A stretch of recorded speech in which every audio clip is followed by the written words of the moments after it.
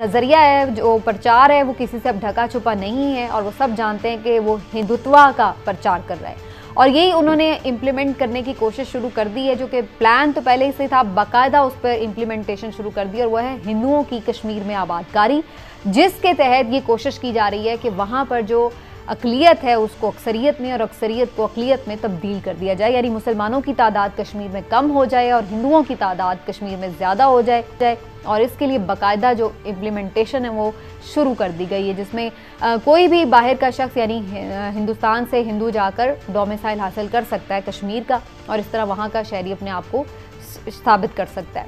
तो जनाब, इस तरह की सिचुएशन करने से क्या ये सारी जो ड्रामेबाजी है कामयाब भी हो सकती है या नहीं, और इसको रोका कैसे जा सकता है? उसके बाद क्या फिर इंडिया तैयार हो जाएगा इस तस्वाबे राय के लिए? इस मास्टर प्लान के पीछे उनका असल टारगेट क्या है, इस पर बात करनी बड़ी ज़रूरी है।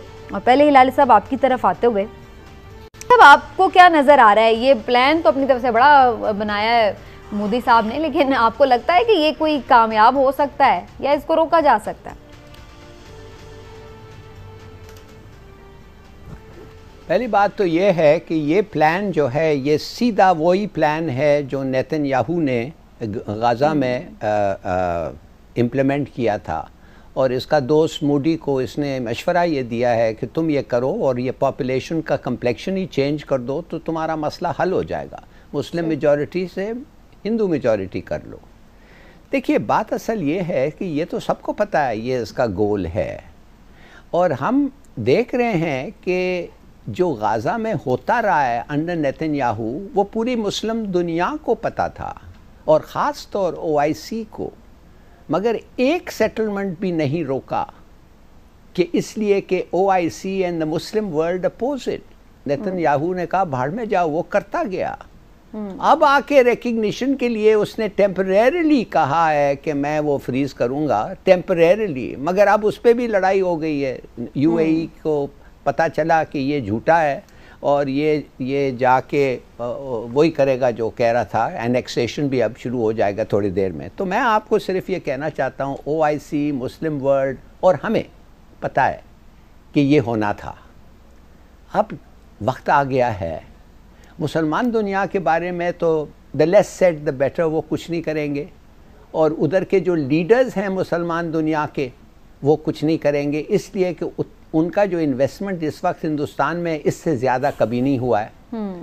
और अजीब सी बात है कि उस वक्त उनका इन्वेस्टमेंट एट रिकॉर्ड पिच है जब वन बिगट, मर्डरर, टेररिस्ट, जिस आदमी ने जिसका ट्रैवल प्लान्स चेंज करना पड़ा इसलिए कि कुछ मुल्क, ये तीनों लफ्ज़ इस्तेमाल हुए हैं उसके ख़िलाफ़, उन मुल्कों में और उन मुल्क के पार्लियामेंट्स में।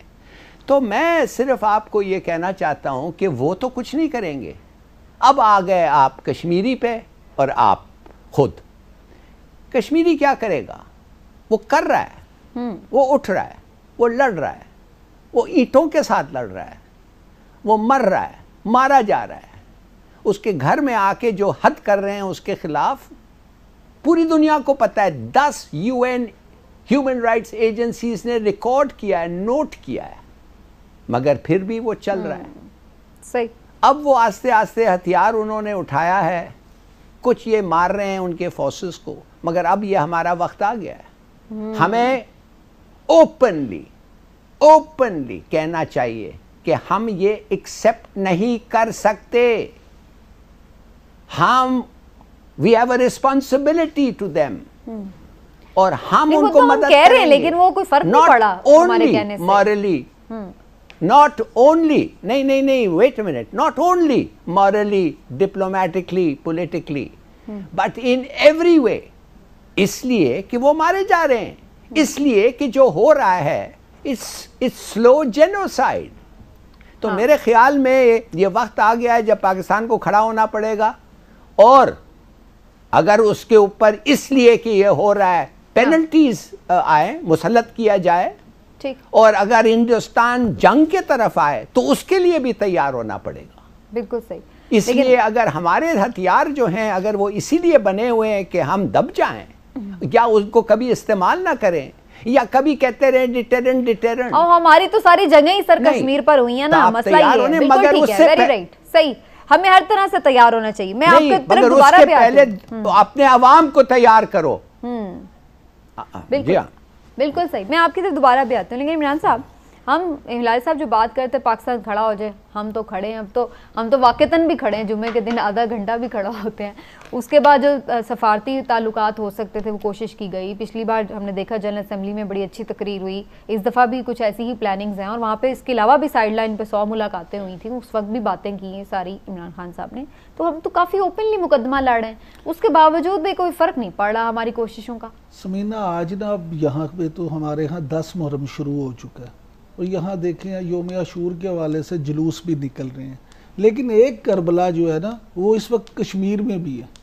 کشمیریوں کو بھی آج اسی کربلا کا سامنا ہے. آپ یہ دیکھیں کہ ان کو وہاں پہ مذہبی طور پہ جلوس نکالنے کی اجازت بھی نہیں دی گئی, اور جنہوں نے نکالنے کی کوشش کی ان پہ ایپلیٹ گن سے فائر بھی کیے گئے.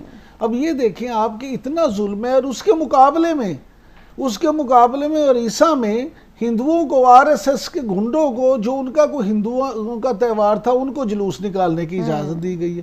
یہ کھیل کھیلا ہی صرف یہ جا رہا ہے کہ مسلمانوں کو کس طرح سے اقلیت میں بدل کے تو استصواب رائے جو ہے وہ اقوام متحدہ کے مطابق کرانا بھی پڑے, تو وہ اس طرح سے کرا دیں اس وقت جا کے ہو جب ان کی میجورٹی ہو جائے, جب ان کی میجورٹی ہو. اس لیے یہ پاکستان کیا کر سکتا ہے؟ پاکستان ہم تو ٹیل لگا بیٹھے ہیں سارا, اب کیا نہیں, یہ ٹیل باتوں سے نہیں لگے گا.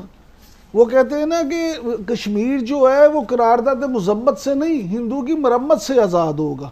اس طرح سے نہیں ہوگا. آپ یا تو کشمیریوں سے کہہ دیں کہ یار ہم ایمان کی اس کمزور ترین حالت میں ہیں کہ ہم تمہاری صرف دل میں مدد کر سکتے ہیں, یا پھر آپ جو اس طرح ہلالی صاحب کہتے ہیں آپ کو کشمیر کے لیے اٹھ کھڑا ہونا پڑے گا. آپ پوری دنیا کو یہ کہہ دیں کہ یہ کشمیریوں کی نہیں, یہ ہماری جنگ ہے, ہم ان کے ساتھ لڑیں گے, وہ فریڈم فائٹرز ہیں اور ہم ان کا ساتھ دیں گے. صحیح. اگر آپ اس طرح سے نہیں کرتے, کسی طور بھی ایک ایسا موقف نہیں لیتے, تو پھر میں نہیں سمجھتا کہ آپ کشمیریوں کی اس طرح سے. دیکھیے, یہ آپ کا بڑا اچھا سوال ہے, ووٹ کیوں دیا. تو بالکل 12 سال تک ہم پیپلز پارٹی کو ووٹ ملتا رہا ہے, اور سندھ کی حالت دیکھیں, ویری کریکٹ.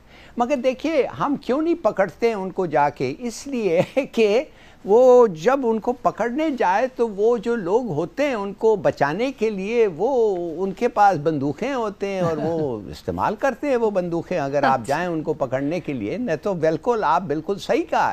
انفیکٹ میں کہوں گا کہ میرا ساتھی مجھے کہا ہے کہ آپ کا آ کے گلا پکڑے, تو اگر آپ نے مجھے مارا تو میں اس کو بل پھر تو آپ اس کو بھیجوں گا. مگر میں آپ کو ایک چیز بتانا چاہتا ہوں سمینہ, وہ یہ ہے کہ quite apart from the question of ان کو پکڑا کیوں نہیں, ہمارے پاس پیسے ہیں یہ سب چیز ٹھیک کرنے کے لیے. مثال آپ پوچھیں گے کدھر ہیں اور کیسے ہیں.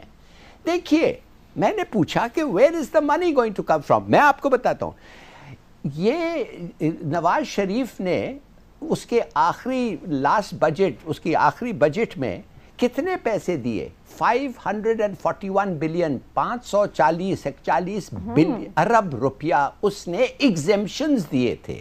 ایگزیمشن مانے ایک قسم کا تحفہ.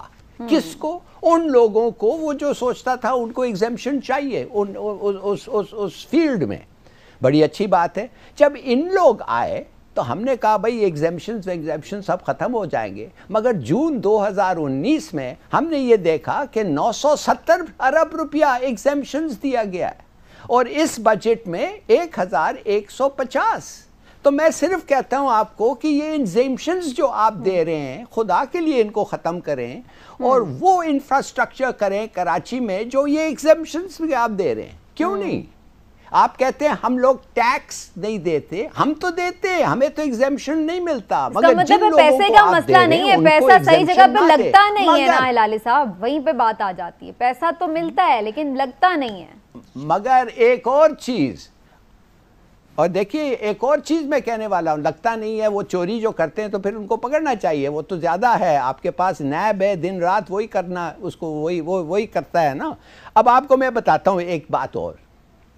سمینہ، ایک زمانے میں عمران خان صاحب نے ایک ایمنسٹی اسکیم دیا، اور انہوں نے اس ایمنسٹی اسکیم میں کہا کہ اگر آپ یہ ایمنسٹی اسکیم استعمال نہیں کریں گے اور اس ڈیٹ کے بعد آپ کے پاس اگر ہم نے پیسے پائے جس کا کوئی ایکسپلینیشن نہیں ہے تو وہ ہم پیسے ضبط کر لیں گے اور آپ کو بھی سزا